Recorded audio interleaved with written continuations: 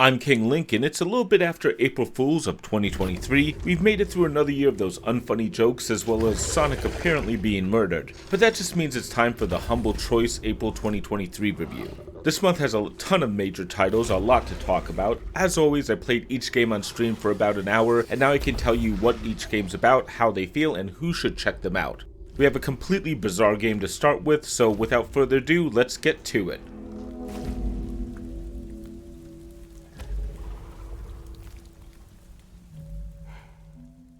Death Stranding Director's Cut, a true walking simulator. Hideo Kojima is probably best known for Metal Gear Solid. After leaving Konami, he actually created Death Stranding, a brand new and strange game. A few years after that, he actually released the Director's Cut, which has a decent amount of new content, including new missions, cutscenes, abilities, and areas. Death Stranding is a unique game telling a Kojima tier story about a post-apocalyptic world.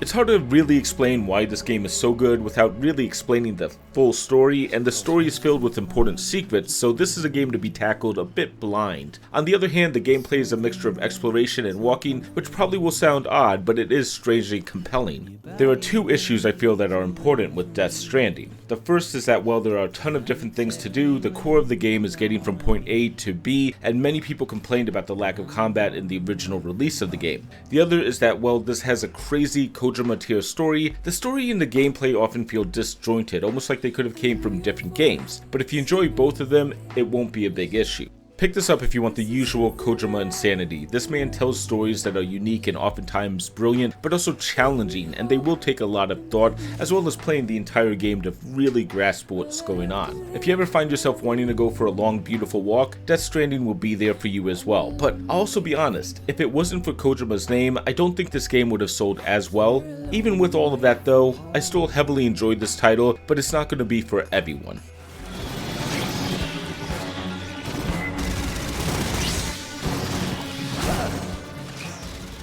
Aliens Fireteam Elite, Left 4 Dead with the Aliens franchise. Aliens is a pretty major movie franchise. Xenomorphs are some of the deadliest and scariest life forms ever shown on film. H.R. Geiger did an incredible job bringing them to life, but you wouldn't know that if this was the first game in this franchise you've played. Instead of a scary, deadly enemy, you're mowing down hundreds of xenomorphs per level and slaughtering them left and right. This isn't really an alien movie, it's a Left 4 Dead clone where the zombies are replaced by xenomorphs, though they do climb on walls and leap at the player like they should. The thing is, I played this for at least 3 to 4 hours on Xbox Game Pass originally. I played another hour here. I actually even partnered up with someone on stream. Thanks, Royal. Maybe it was better with friends, I thought. And honestly, I still don't enjoy this. It's a looter shooter where your gear stats will matter. You mow down enemies all the time unless you're extremely underleveled, and then you're just going to get swarmed and killed instantly. The levels all feel very similar, with only a couple of set pieces really standing out, and while the franchise's setting it can be good, the combat and gameplay aren't. It also doesn't help that if you wipe, you go back to the beginning of a level, which is about like 30 minutes of effort just gone. Pick this up if you like the Aliens franchise and can forgive them being turned into just fodder. I killed at least 150 enemies in this level, as did both of the other characters. That's about 450 xenomorphs killed in about 30 minutes. That's kind of an insane number, isn't it? Truthfully, I don't know. Google Bard and ChatGPT said that the most were killed in a single movie was maybe about 150 of them. I'll be honest, I'm not a huge fan of this franchise. It's the first one that made me absolutely terrified of horror movies. I've never gotten over it. But if you want a looter shooter with a zombie level horde of xenomorphs then you can mow down with your friends, this is for you. Everyone else can probably skip this.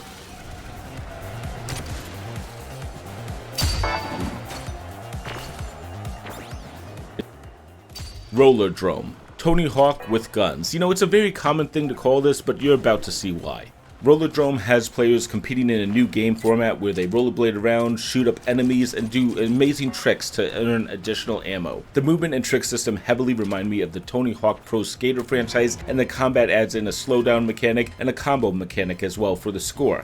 Each level is well designed, but focusing on an arena-style landscape, and has 10 unique challenges for completionists, as well as a ranking system for those who want to chase the leaderboards or try to get an A or an S on each level.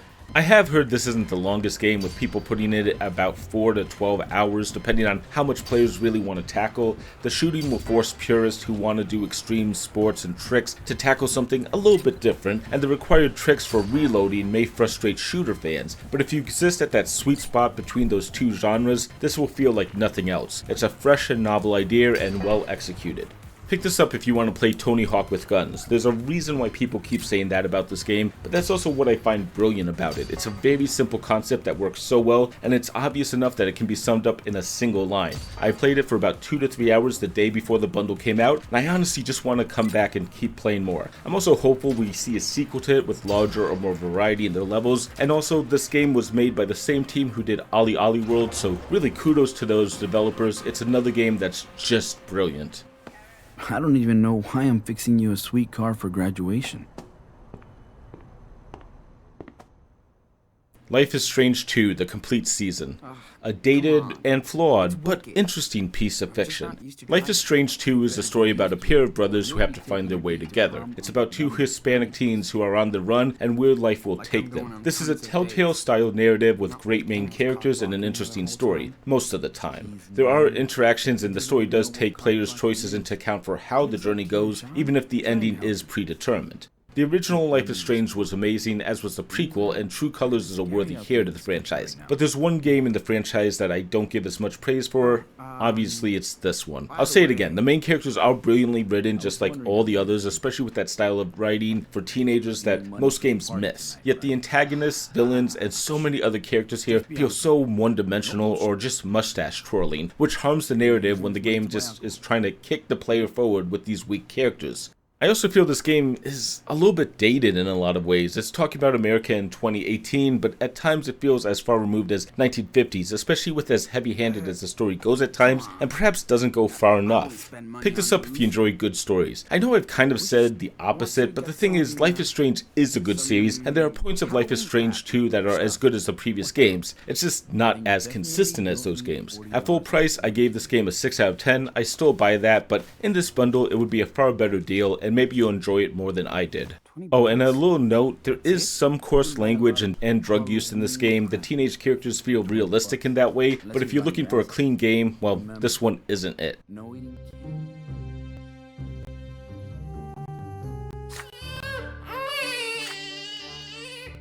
The Life and Suffering of Sir Brante, a slow, dark, story-based adventure.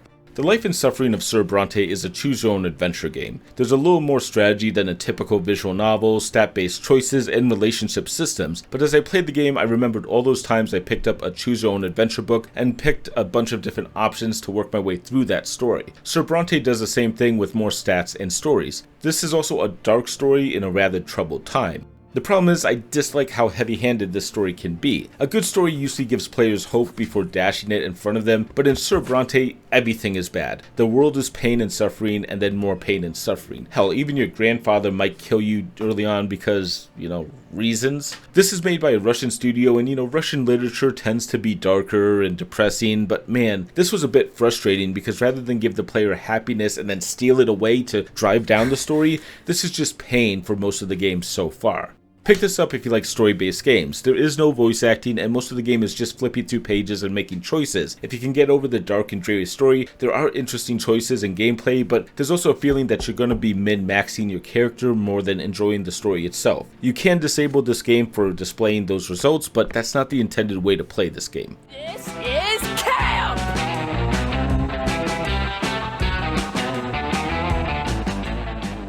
Monster Prom 2: Monster Camp. Great, now I want to sleep with a monster. This is my first time playing a Monster Prom game. In this, you have a short time to get to know different characters, build your stats up, and pass challenges to potentially get to choose your romantic mate, and hopefully get them to view a meteor storm with you. The entire game is randomized, so you see different stories every time you play, and with only about 15 scenes per playthrough, over 300 scenes in the game, and 4 different results for most of them, you'll be playing a very long time if you like the writing. Oh boy, that writing. Now, some snippets are tamer than others, and then there are these which My god, this game is saucy as hell. I thought I was making a sexual joke on stream, making a dirty joke about the game, and the game didn't just one-up me, but it went far deeper and more perverted. There's swearing, dirty situations, and absolute insanity in the writing, and you can tweak those and turn them off from the main menu, but I think you're gonna miss something if you do. I am a huge fan of this though, but my mind is almost permanently in the gutter. This is something else though. Pick this up if you want to, date monsters, and probably a bit more than dating even. Also, if you want a weird, wild ride with the writing that you've seen on screen and a decent amount of content to discover, this is definitely for you. I'm considering trying out Monster Prom and playing more of this because I think it just gets me.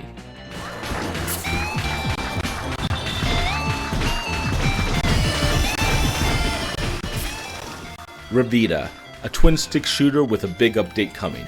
Revita is a solid twin-stick shooter where players will platform and mostly dodge enemy attacks, even getting to a bit of a bullet hell style. Players will navigate through a massive tower, earning upgrades and bonuses, as well as purchasing them with their life force. It's an interesting twist, but it feels like the only really major thing that stands out here, though at the core is a very solid and interesting title with a ton of secrets and unlockables, which is a lot of fun to do as well. After the first hour, I'm still unlocking a lot of important functionality, so it's not clear how much more there is, though there's still a lot of room in the base for it to expand. One issue I find is that the upgrades so far don't feel that amazing. Every item feels like a safe bet that would be in another game, and nothing really stands out that much yet as an amazing upgrade. Pick this up though if you want another roguelite. I keep saying this and it's still true. This is interesting, though there is a very major upgrade on the horizon, something the developer has actually called 2.0, and if you want to try that out, it's actually already out on the beta branch, but after trying that out for about 10 minutes, it does feel a little bit better, but it won't completely change the game, mostly just fixing up major complaints and issues the fan base had. Still, I kind of enjoyed it.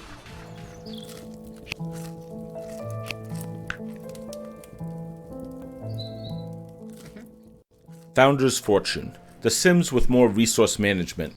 Founder's Fortune has players managing a colony by moving characters around and assigning them tasks. In many ways, this reminds me of The Sims, though a lesser version of that. At the same time though, rather than working a job, players will have to manage a ton of resources and their characters' happiness and wishes, which will allow them to grow their colony by inviting new people to it. The first hour though hasn't really made me want to continue. There's a decent level of micromanagement here, but also where the Sims allow players to live out a different life. This feels like a typical crafting or survival game where the whole point is to amass as many resources as you can to build out your base. It's an interesting idea, but never really felt exciting, especially with randomized wishes and desires. Pick this up if you want a version of The Sims, but don't want to buy it from EA. It's a unique idea. I have heard people comparing it to RimWorld, but it also just feels a bit cheap and lacking a significant level of polish. The tutorials, for example, just go to an HTML page, and the gameplay, just feels lacking. And that's the bundle. Now before we dive into the full list, I'll do my usual and bring up once more that games are being removed from the Humble Game Collection. Outrail and Fade Tactics are leaving in the middle of April, but now Into the Pit and Crying Suns are leaving in May. Again, I really don't know what the purpose was for the Humble Game Collection, but it feels like it's falling apart. It shows the problem with trying to compete with Xbox Game Pass and that you constantly need new games to replace those that are leaving.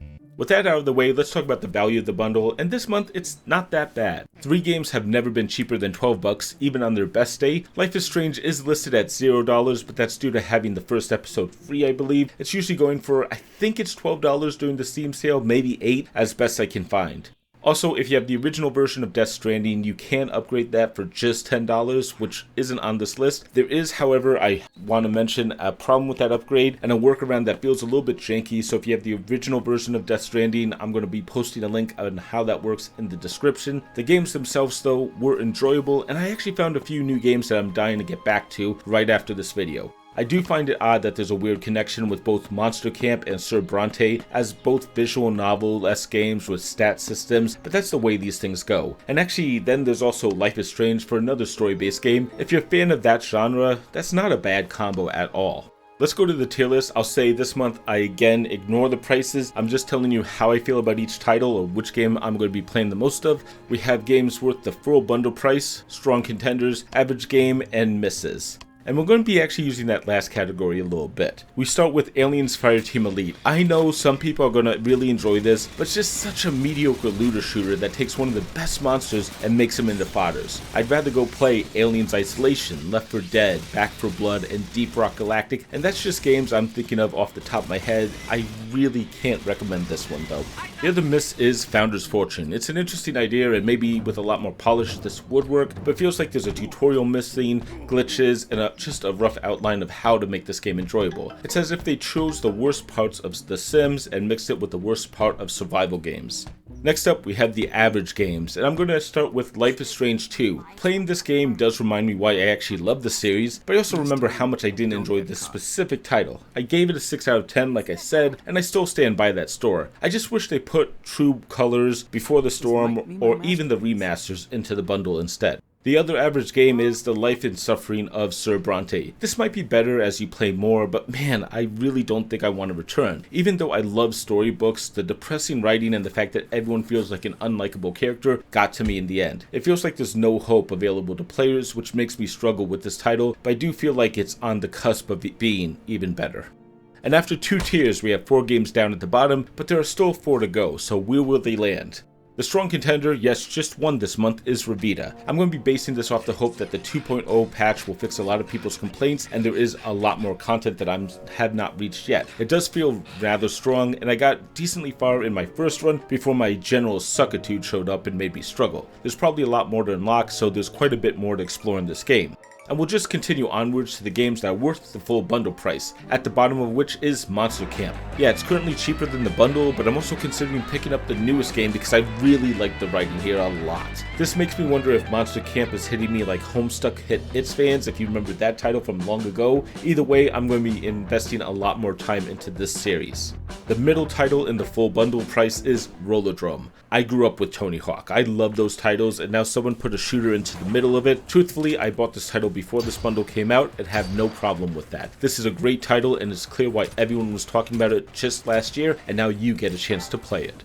This leaves just one title, and of course that is Death Stranding. It's the biggest and most expensive game this month, but it's the story that makes me really want to revisit this title. I'm probably going to be holding off until the sequel is almost upon us for a second playthrough, but I can easily tell people to give this title a shot if they haven't before. It's unique and often brilliant, but also completely bizarre. If you haven't understood any or all of the cutscenes I've shown you for this game, don't worry, you're not alone. But that's also the type of roller coaster ride you're signing up for with this title. And that's what I have for this month. Now I do think this is one of the stronger months though. My ratings are a bit all over the place. I'm sure some people will rave about Alien Fireteam Elite or just get their money's worth out of something like Life is Strange or Sir Brante. Let me know what you think of these titles down in the comments.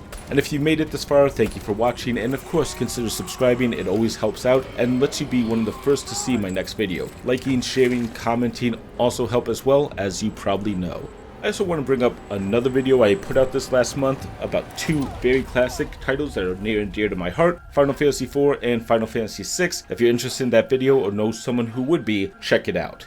See you next time.